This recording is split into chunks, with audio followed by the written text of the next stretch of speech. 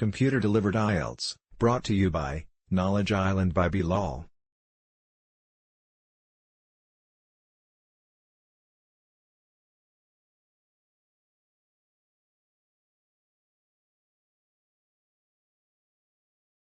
Change the volume using the bar in the top right corner.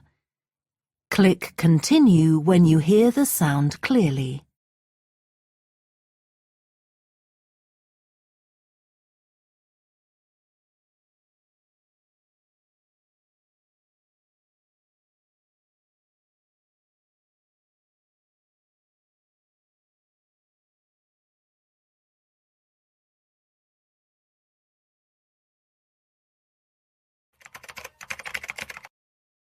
Before we continue, please subscribe to our channel and press the bell icon to get more updates.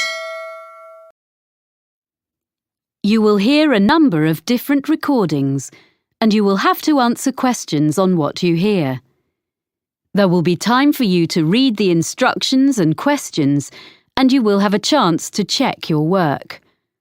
All the recordings will be played once only. The test is in 4 sections. Now turn to Section 1. Section 1. You will hear a woman talking to a man about joining a drama club.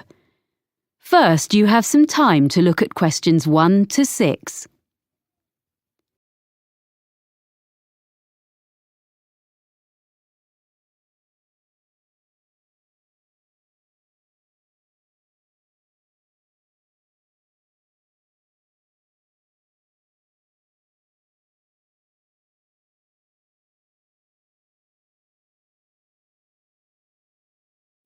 Now we shall begin. You should answer the questions as you listen, because you will not hear the recording a second time.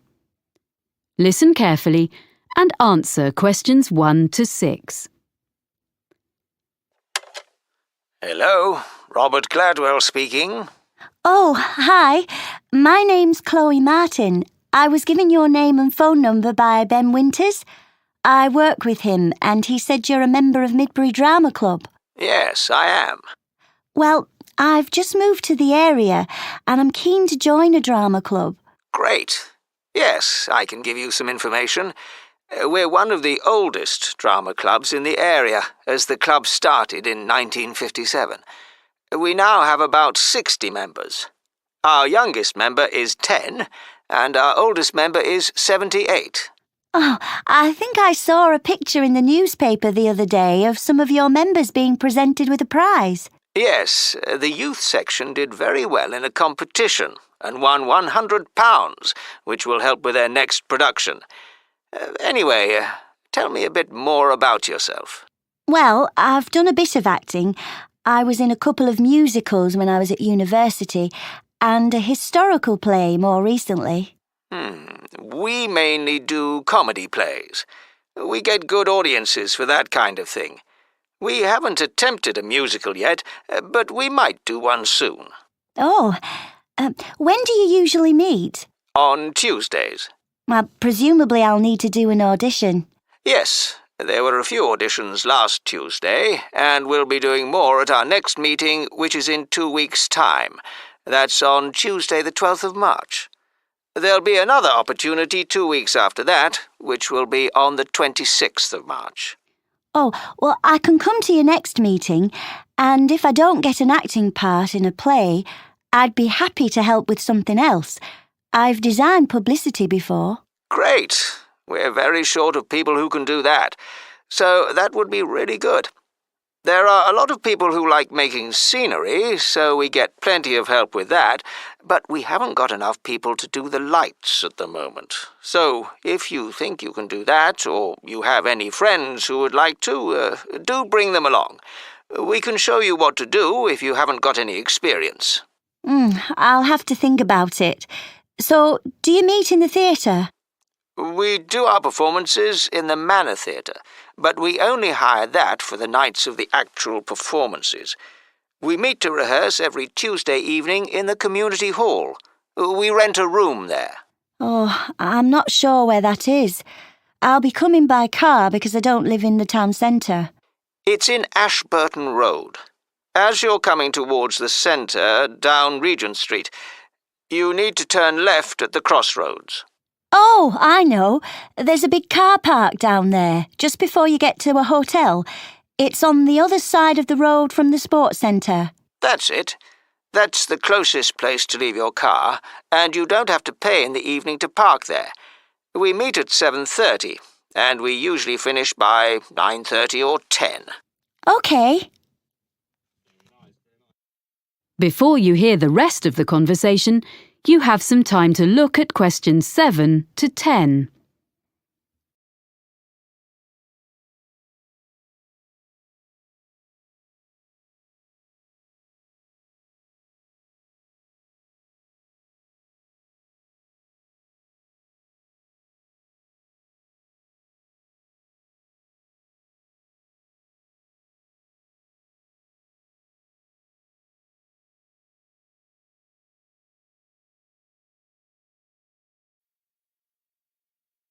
Now listen and answer questions 7 to 10. I haven't mentioned that we have to make a charge. Everyone pays a subscription of £180 to be a member for a year. You can pay for the whole year at once, or you can pay £15 every month. It works out the same. There are reductions for retired people and under 18s, but I don't think you come into either category. No, I'm 26. Oh, that fee covers all the costs like photocopying of scripts and producing the posters, but it excludes the costumes for the performances. We ask people to pay for the hire of those themselves. It does mean they look after them properly, as they know they won't get their deposit back otherwise. Can I come along to the next meeting then? Of course. We'd love to see you. And if you want to know more about how we run the auditions or the next play we're doing, why don't you give our secretary a ring? She'll be really pleased to help you. Oh, what's her name? It's Sarah Sordicott. That's SAWDICOTT.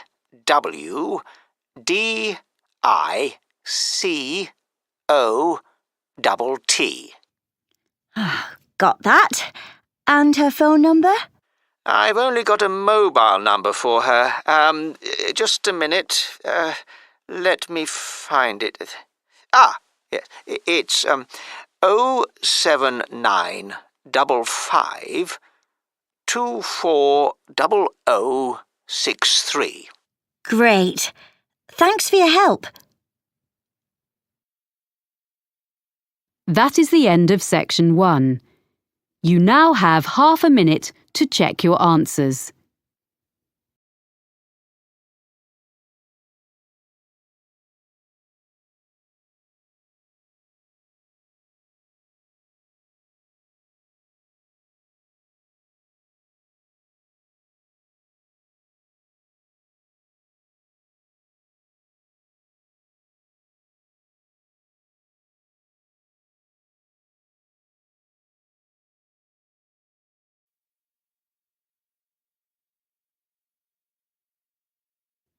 Now turn to Section 2. Section 2. You will hear a radio programme in which a presenter called Jasmine tells her colleague Fergus about a charity. First, you have some time to look at questions 11 to 15.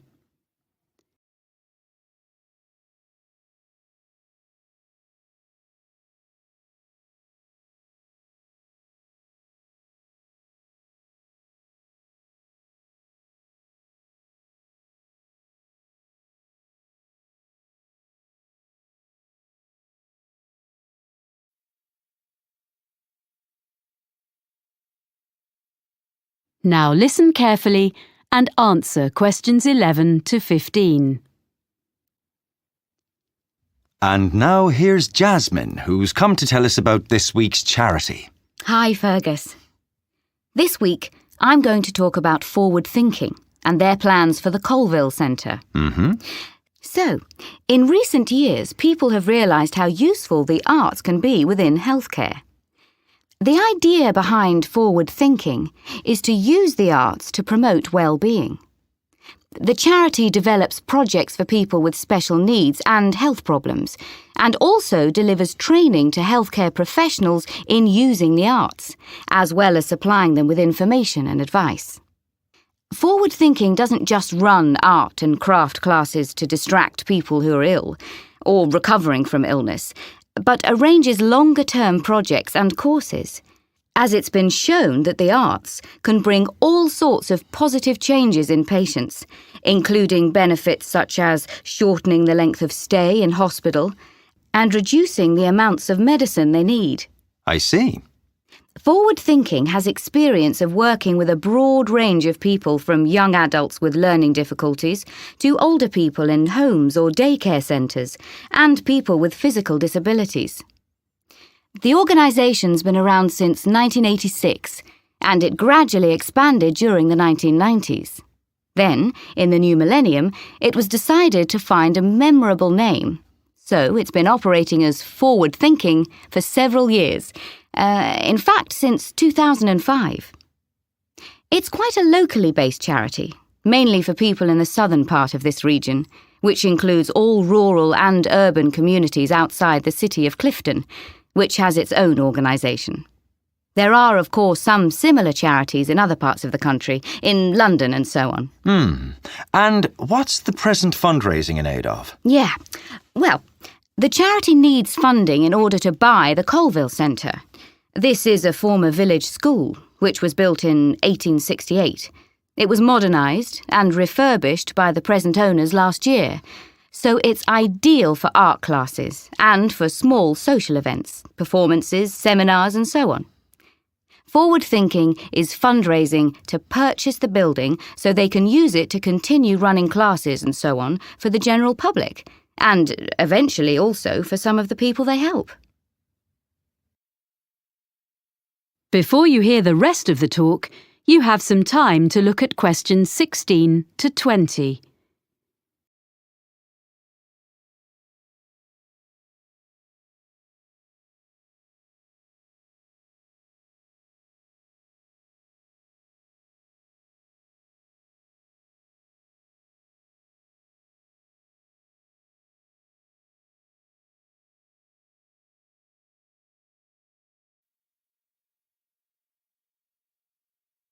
Now listen and answer questions 16 to 20. Right. So, can you give us a few ideas about what classes people might do there? Is it all art classes? Well, there are some very good art classes, but there are lots of other things going on as well. So, for example, there's Learn Salsa with Nina Bellina's team. They say that salsa is an easy dance to learn. It's also an excellent form of exercise, according to Nina. And that class is for both men and women, of course. It's ideal for beginners and what they call refreshers. That's £100 for 10 sessions. Then, another class is called Smooth Movers. It's with Kevin Bennett. And it's for you if you don't have the same energy levels as you used to when you were a teenager. It's a gentle exercise class, geared to the needs of whoever is in the group in a particular session. And Kevin is qualified to teach classes to people getting over injuries and so on, and balance training. That's £60 for 10 sessions.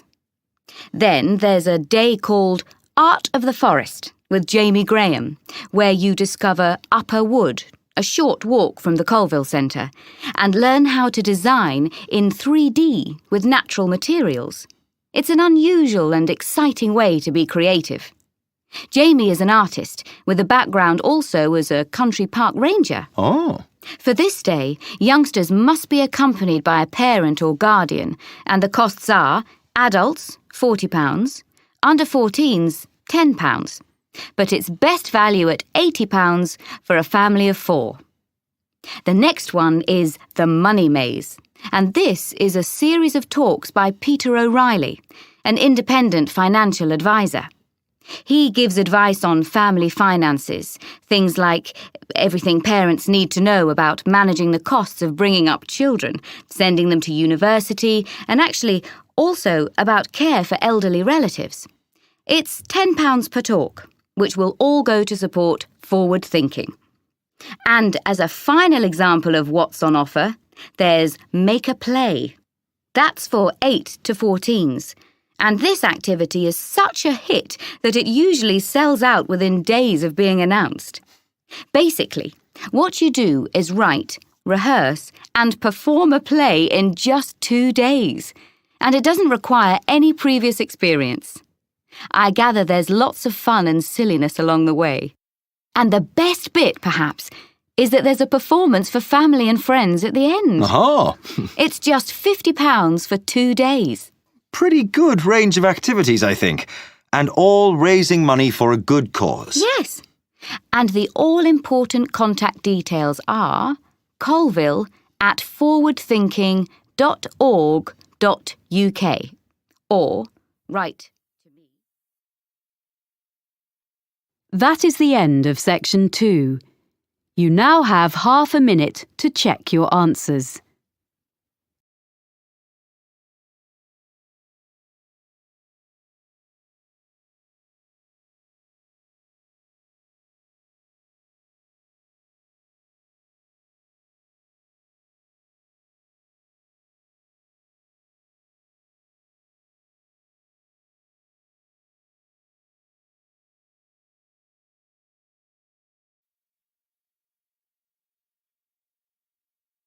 Now turn to section 3. Section 3. You will hear 2 students talking to their tutor about a geography trip. First, you have some time to look at questions 21 to 26.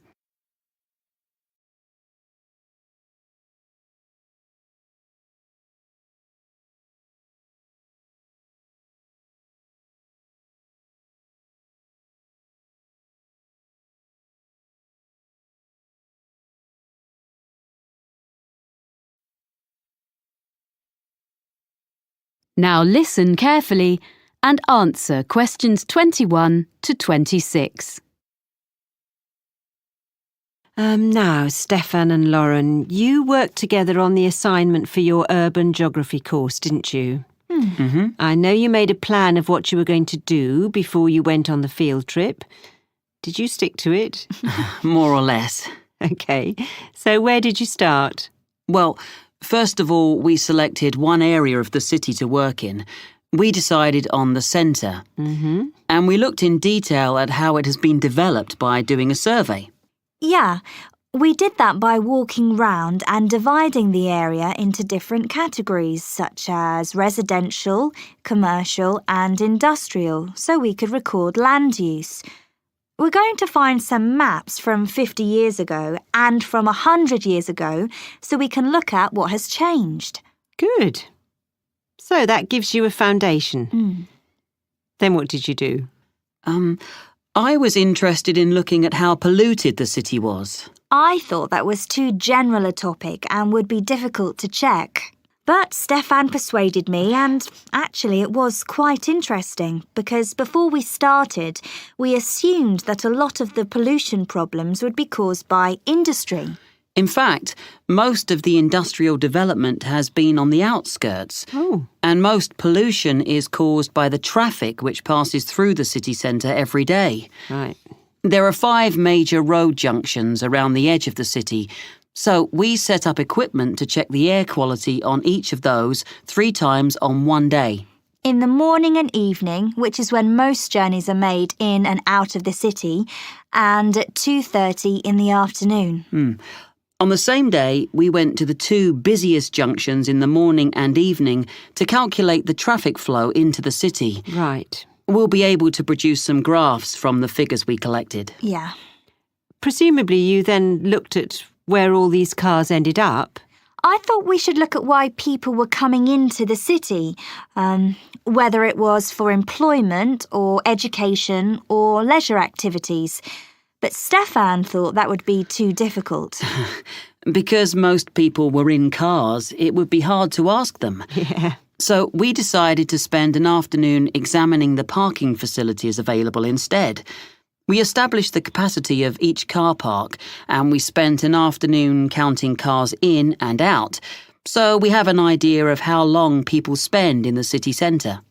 So, do you have evidence that most journeys are made by car within the city centre? We checked local government statistics to see if that was true, but they were inconclusive.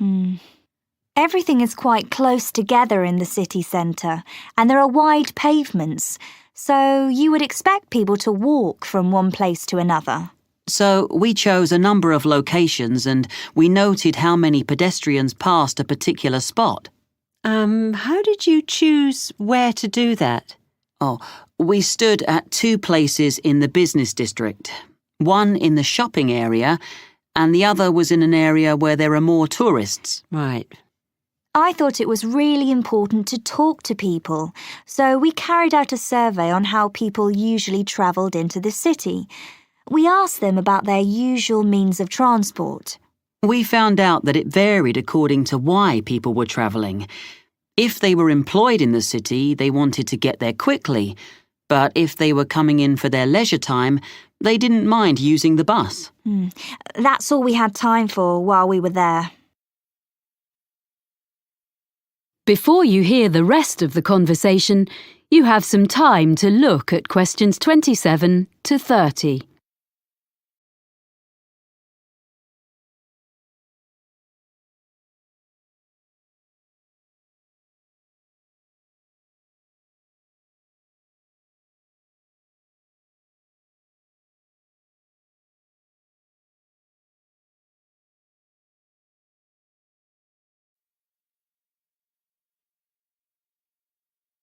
Now listen and answer questions 27 to 30. OK. So, shall we talk about what you're going to do next and how you're going to divide the tasks up? How are you going to present the data you've got? Well, some of the information can be presented as graphs or maps. I'm quite good at the software. You'd better do that then, Lauren. I'll help you check all the statistics before you start. OK. It's good to present as much as you can visually. Is there anything else you can use as visuals? We've got a lot of photographs which we can go through. We both took them, so some will be duplicated. It's going to take ages to go through them all. Maybe one of us should just choose some. Well, it's better if you collaborate. That way you'll end up with the best of what you've got. That's fine. We'll do that. And when the graphs and maps are done, you'll need to write a report, an analysis of the data. Will you do that together?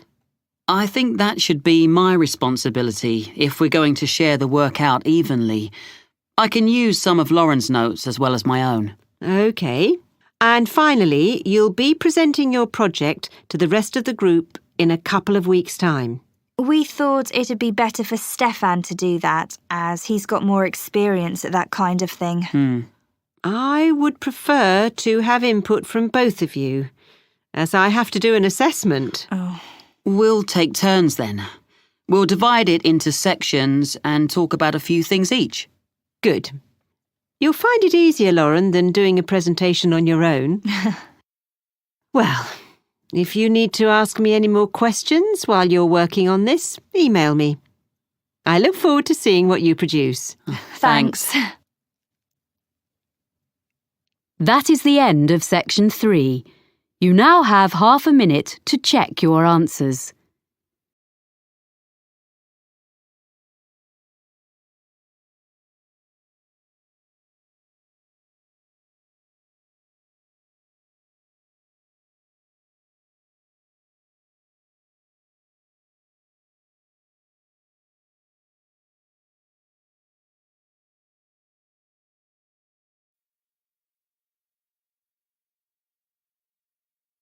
Now turn to section 4. Section 4. You will hear a lecturer giving the beginning of a talk on the history of British pottery. First, you have some time to look at questions 31 to 40.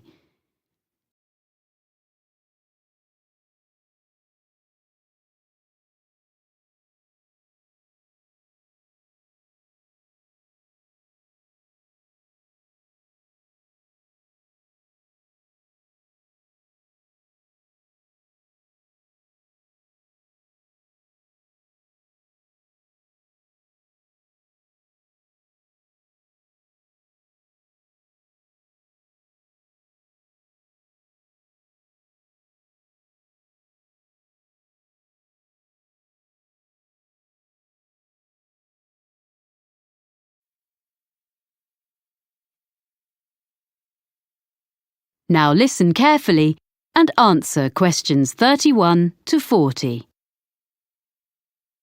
Thank you for coming to this series of talks. Before I talk in detail about the experiments and innovations of the British ceramicists, I'd like to give you a summary of the social and manufacturing background in which they lived and worked. So, we're talking about England, or more specifically, the region known as the Midlands, and we need to go back mainly to the 18th century and briefly even earlier to put it in a global context. Now, at that period, the majority of the population, whatever their station in life, as you might say, were dependent for their living, in one way or another, not on the geographical location of where they lived, but on the physical characteristics of the actual land they lived on. This is true whether we're talking about the aristocracy, the owners of great estates who incidentally had no snobbery about the concept of making money from all the reserves of coal or timber or stone on their rolling acres, or the farmers making a fat living from the rich soils. And besides these groups, and the less affluent ones, the deposits of iron ore and lead, the limestone and flint, and the brown and yellow clays also sustained the numerous industries in the area. It's important to recognise that it was already an industrial region and had been so for centuries. There were many Midland trades, some of them indigenous, some of them not. For example, there were immigrants from France who came as early as the late 16th century, and they were producers of glass. A century later, there is plenty of evidence that the variety of trades was enormous. There was brewing in Burton-on-Trent, silk weaving and ribbon making near Coventry, framework knitting around Nottingham, and of course, in Cheshire men dug the salt, as we still do nowadays even, which in that era was sent downriver to the estuary of the Mersey. Now, among these well-established trades, one of the oldest of the local crafts was pottery. As you will probably be aware, ceramics has always been a mix of science, design and skill. And a good potter is, in a sense, an experimental chemist, trying out new mixes and glazes and needing to be alert to the impact of changes of temperature on different types of clay. For 200 years, up to the time we are concerned with, potters had been making butter pots and pitchers and patterned plates, using the clay which was plentiful in the area where they lived, in a handful of North Staffordshire villages dotted along the low hills.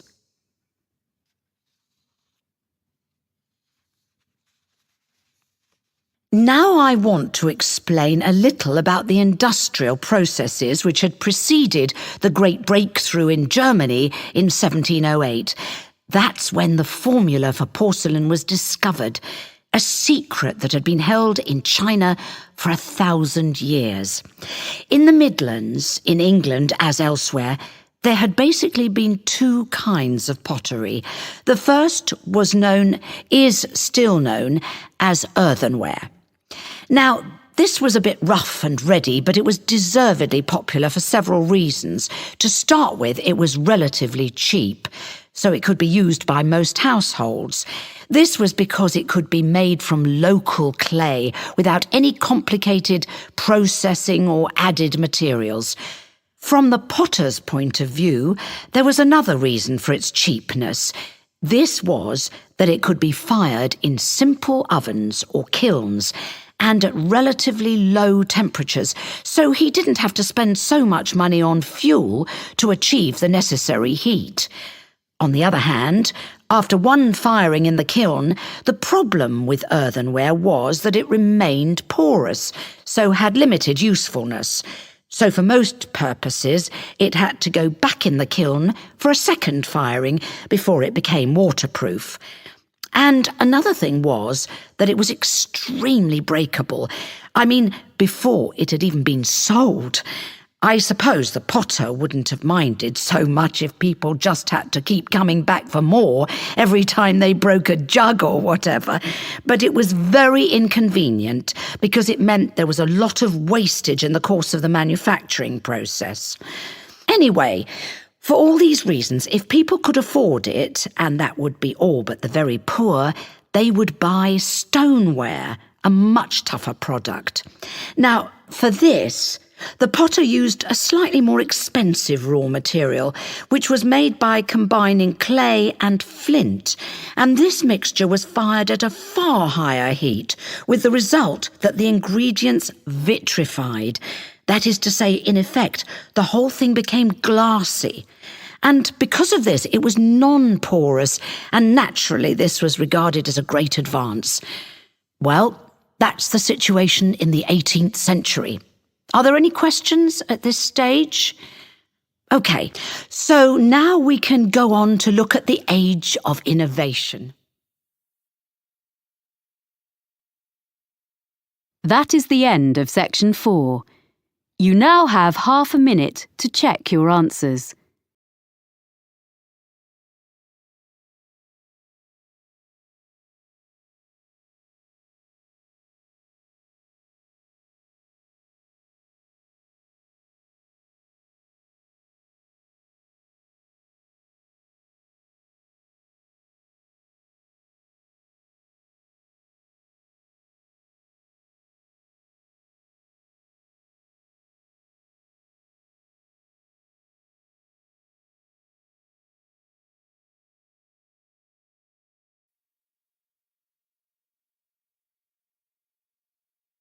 That is the end of the listening test. Don't forget to comment, like, and share our video.